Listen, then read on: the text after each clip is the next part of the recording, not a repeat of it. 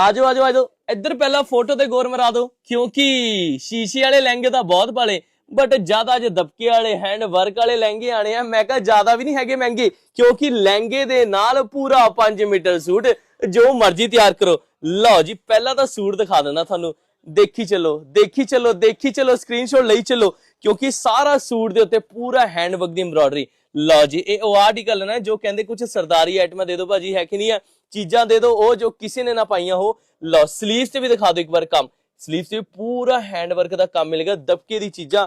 ਹੁਣ ਦਿਖਾ ਦਈਏ ਤਾਂ ਸਪੈਸ਼ਲ ਲਹਿੰਗਾ, ਲਹਿੰਗਾ ਚੈੱਕ ਕਰੋ ਜੀ, ਇਹ ਆ ਗਿਆ ਜੀ ਲਹਿੰਗੇ ਦੇ ਫਰੰਟ ਆ ਗਿਆ, ਠੀਕ ਹੈ, ਔਰ ਲਹਿੰਗੇ ਦੇ ਬੈਕ ਦੋਨੋਂ ਸਾਈਡ ਮਿਲੇਗਾ ਤੁਹਾਨੂੰ ਪ੍ਰੋਪਰ ਕੰਮ, ਪ੍ਰੋਪਰ ਕੈਨ ਦੇ ਨਾਲ। ਚੀਜ਼ਾਂ ਬਿਲਕੁਲ ਹਟ ਕੇ ਯੂਨੀਕ ਤਰੀਕੇ ਦੀਆਂ, ਸਪੈਸ਼ਲ ਉਹ ਕਸਟਮਰ ਦੇ ਲਈ ਜਿਨ੍ਹਾਂ ਦੇ ਘਰੇ ਹੈਗੇ ਖੁਦ ਦੇ ਵਿਆਹ, ਜਿਨ੍ਹਾਂ ਦੇ ਭਰਾ ਦਾ ਵਿਆਹ, ਜਿਨ੍ਹਾਂ ਦੀ ਭੈਣ ਦਾ ਵਿਆਹ, ਫਟਾਫਟ ਲੈ ਜਾਓ ਸੋਹਣੇ ਸੋਹਣੇ ਲਹਿੰਗੇ ਸੂਟ ਇੱਕੇ ਜਗ੍ਹਾ। ਸ਼ਾਮ ਸੇ ਸਟੋਰ ਨੇੜੇ LIC office, Chandigarh road, Samrala ਤੇ।